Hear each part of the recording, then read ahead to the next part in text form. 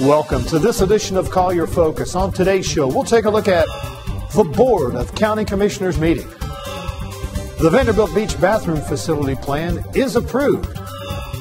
And a contract is awarded for intersection improvements at Davis Boulevard and Collier Boulevard. I'm Troy Miller. We'll cover these stories and more next on Collier Focus. Stay tuned. Whether reporting on the latest news stories or hot issues, taking a look at county government services, or announcing what's happening around the county, this is Collier Focus, bringing government home. At the recent Board of County Commissioners meeting, the board discussed a recommendation to direct the county manager to develop a new fertilizer ordinance. State law requires all counties with impaired waters to adopt an ordinance regulating the use of fertilizers to protect local service and groundwater sources. The Planning Commission and the Environmental Advisory Council recommended provisions that are more stringent than the state model ordinance. Senior Environmental Specialist Mac Hatcher explains what the board decided. The board considered the model fertilizer ordinance developed by the Florida Department of Environmental Protection, Department of Ag and Consumer Services, and IFAS. The model ordinance is intended to protect surface waters from runoff from fertilizers. What the board decided to do was to accept the provisions from the model ordinance with some more stringent provisions for the annual application of nitrogen, phosphorus content in the fertilizers, a slow release nitrogen component, and also a prohibition period of no applications during the peak of the rainy season, August and September. Lee County and the City of Naples have adopted more stringent fertilizer ordinances than the model ordinance officially adopted by the state in 2009. Astaldi Construction was awarded the contract to do intersection improvements at Davis Boulevard and Collier Boulevard, or County Road 951. The project, which has been in the planning stages for 5 years, will cost $28.2 million, with $20 million of that being paid back to us from the state. Transportation Construction and Engineering Manager Jay Ahmad talks about the improvements. The Davis Boulevard project is from Radio Road to the intersection of Collier Boulevard. Collier is from Davis north to Golden Gate Main Canal. The improvements will widen Davis and Collier. Under I-75, Collier will be widened to 8 lanes plus turning lanes. Davis project will widen from currently 2 lanes to approximately 6 lanes, and turning lanes to accommodate the traffic and the demand at that intersection. The project will begin the fall of this year and will take 30 months to complete. The plan for the new restroom facility at Vanderbilt Beach has been finalized and are ready to go out for permits and to construction bidding. After much debate, the board voted to move forward with the original design. The original plans were the conceptual design was approved, and the Board of County Commissioners at a previous meeting had authorized $160,000 to develop the design, the permit, obtain the permit, and go forward with the construction bid package.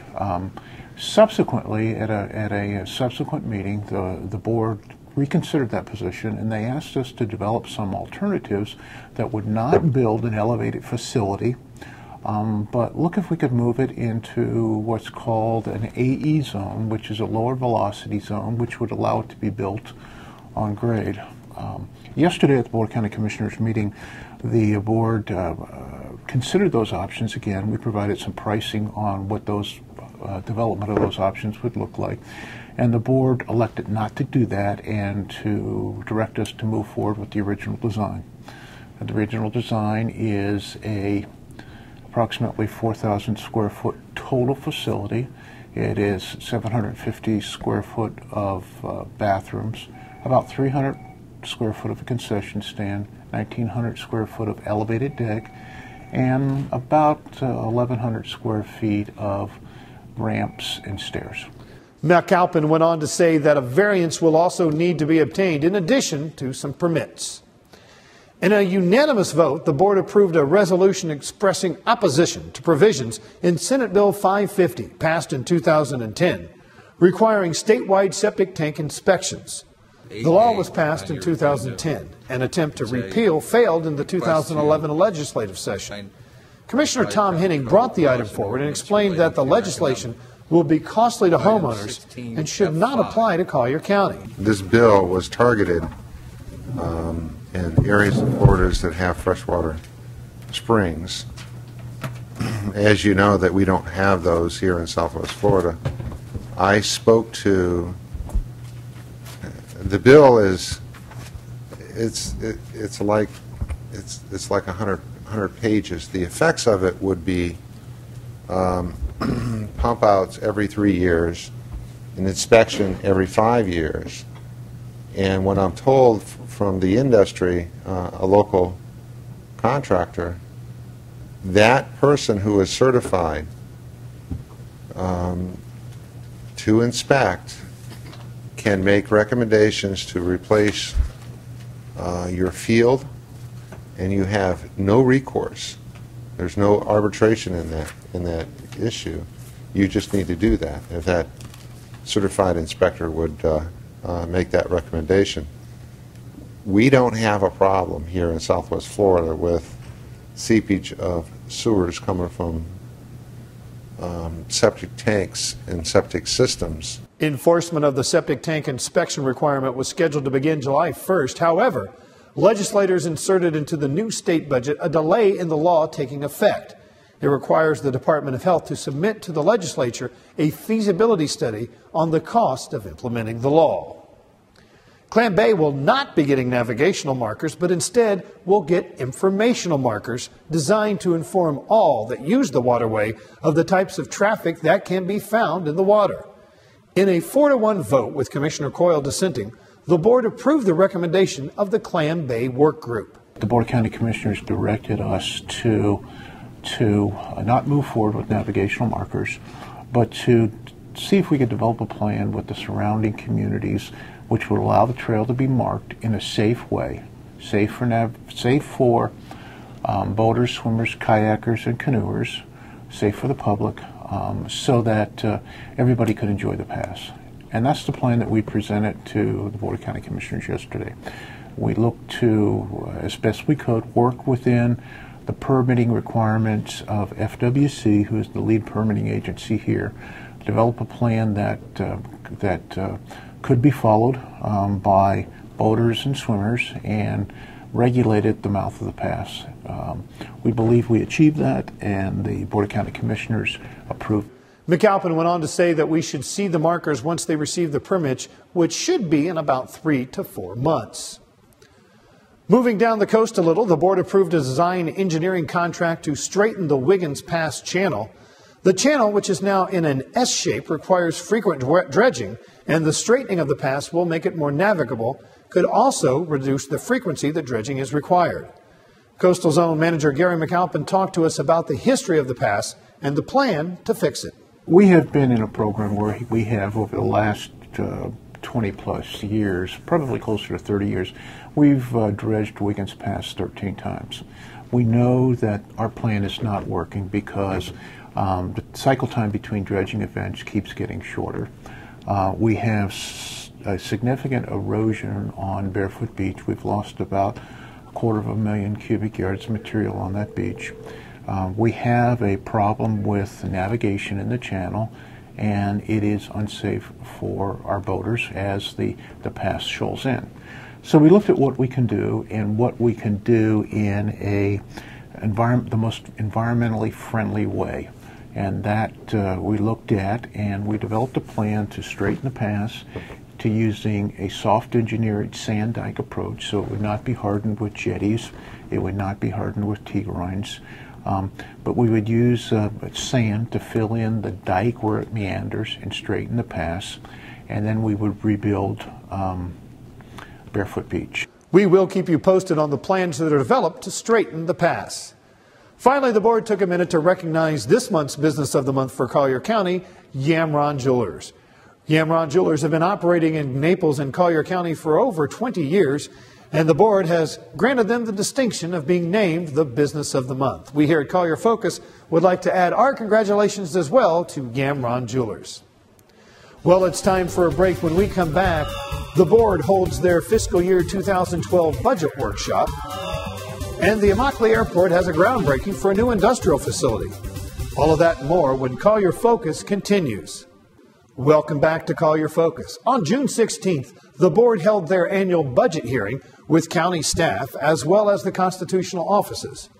The proposed FY2012 budget holds the line on property tax rates and marks the 5th straight year of reductions in the county's general fund. If adopted by the board later this year, the general fund budget will have been reduced by more than $88 million, or 22.4%, since fiscal year 2007. The proposal to not increase the property tax rates in the general fund and the unincorporated MSTD general fund would result in an average reduction of 5% in the county portion of the tax bill for non-homestead and commercial properties. The board will adopt its maximum millage rate at their July 26 meeting. The current general fund millage is $3.56 per $1,000 of taxable value. The board will then hold public meetings on September 8th and 22nd, with final adoption of the budget scheduled at that time.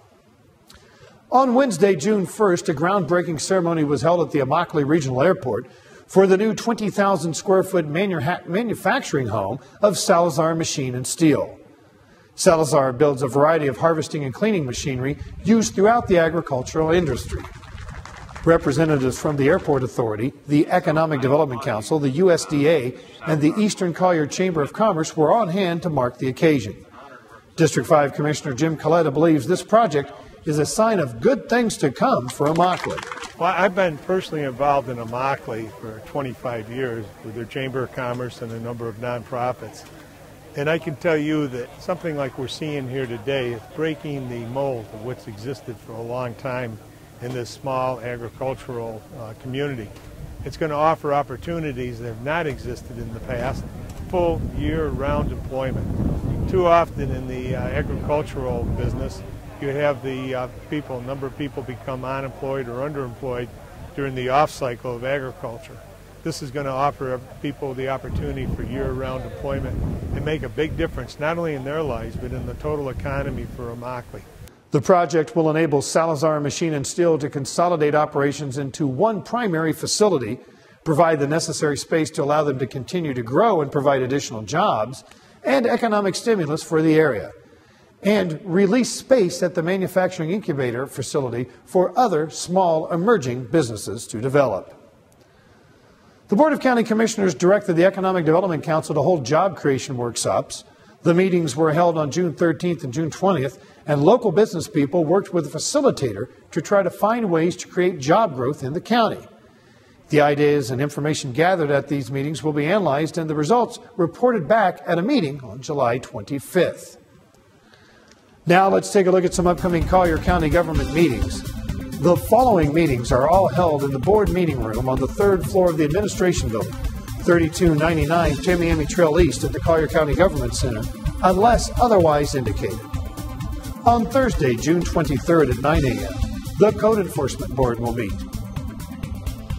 And on Tuesday, June 28th at 9 a.m., the Board of County Commissioners will meet in regular session. For more information on Collier County government or to inquire about other meetings that have been scheduled since the taping of this program, contact the Communication and Customer Relations Department at 252-8848 or via email troymiller@colliergov.net. You can also click on our website at colliergov.net for more information. Well, that's all the time we have on this edition of Collier Focus. Thanks for watching. We'll see you next time.